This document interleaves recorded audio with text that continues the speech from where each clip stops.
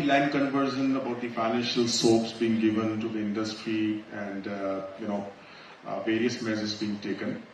Who else can be better aware and having a great insight rather than Madam Radhika Chauhan? So to start up with, we would definitely like to know your views and your opinions about the heritage part and the heritage component and the legacy of this state. Going by the G20 mantra of Vasudhaiva Kutumbakam and an exceptional display of traditions by our respected Prime Minister, India again has become a center of economic activity. Amongst all occupations and business forms, tourism is one which is deeply connected to the traditions and customs of the land. But tourism merely is not in magnificent buildings and structures. The USP of Indian tourism has always been and will always remain the Indian music, Indian culture, Indian customs, Indian traditions, Indian cuisine, Indian costumes, Indian festivals, etc. Like in year 1995, when our parents converted our ancestral palace in Patna, Shekhawati into a heritage hotel, it just did not result in the conservation of the palace, but massive development of the region and the prevalent art forms, traditional art forms and art skills of the people there. The cobbler, the chudiwala, the musician, the traditional dancers, they did not have to run to the city and they found means of livelihood in the village itself. Mahatma Gandhi has once said that the soul of India lies in its villages, and that is primarily the soul of Indian tourism also. The preservation and development of these traditional art forms and skill sets through development of some MSME units also in rural areas is the way forward for Indian tourism.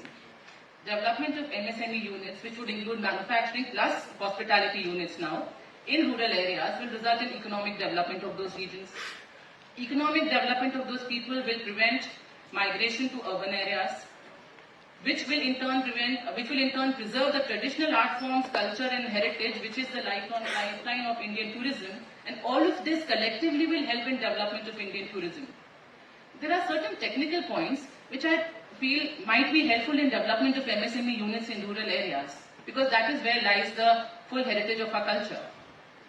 Firstly, the current capital subsidy scheme under RIPS 22, the capital subsidy ranges between 10 to 13% with a minimum capital investment of 25 crores. This limit initially was 5 crores, which has recently been increased.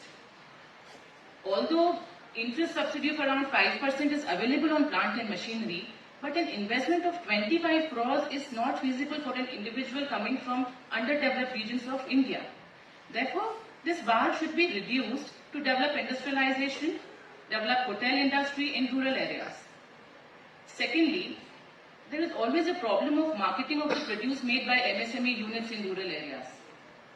Traditionally, there were hart bazaars where the local manufacturers or producers would come and sell their produce. In today's world, each tehsil has around 40 to 50 gram panchayats. If one or two hart bazaars, depending upon the local requirements, are developed in each tehsil where the manufacturers come and sell their produce, this would also be an excellent platform for B2B and B2C transactions for the MSME units also there. If mandis can be set up for fast selling of agricultural produce, then why not set up these hart bazaars for the craftsmen? Thirdly, some tax rebate can also be offered for the products sold through these hart bazaars. Initially, the transactions might be in cash, but once fully set up and organized, the government can offer tax GST rebate on items sold through these hart bazaars. Naturally, these would make the items sold there cheaper than those available in the open market, and therefore making these bazaars more lucrative. These can also turn out to be tourist spots eventually. Fourthly, for farmers, there is Kisan Credit Card Scheme. Similar schemes can also be introduced for an individual who wishes to invest in an MSME unit in rural areas or is fetching some foreign currency. These will help in meeting the capital as well as working capital requirements. I would also want to stress here on the term cottage industry. The term cottage industry or the Kutir Udyog, it still has mention in the master plans of town planning department. Now, since all units up till 50 crores are getting already covered under MSME, their reference to cottage industry can be minimalized to give a unified definition to MSME units. Now, talking of tech integration, technology integration in any business is most welcome. But we have to also always understand the core of that business. The levels of technology required in smooth functioning of a hotel are most welcome. Today, from the point of reservation to the check-in to generation of hotel keys, all are getting monitored mostly at most of the hotels by softwares. Further, technology can be used for physical comforts of the guests. I agree with that.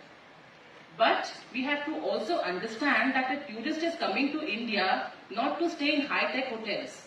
Those who have such aspirations and can afford such hotels can easily travel maybe to Dubai in America, where such hotels already exist and exist in more grandeur. A tourist coming to India is coming because of the USP of Indian tourism, which I reiterate is only Indian music, Indian culture, Indian drama, Indian food, Indian cuisine, Indian costumes. Therefore, technology is most welcome, but not on the compromise of the core of the business. Thank you, sir.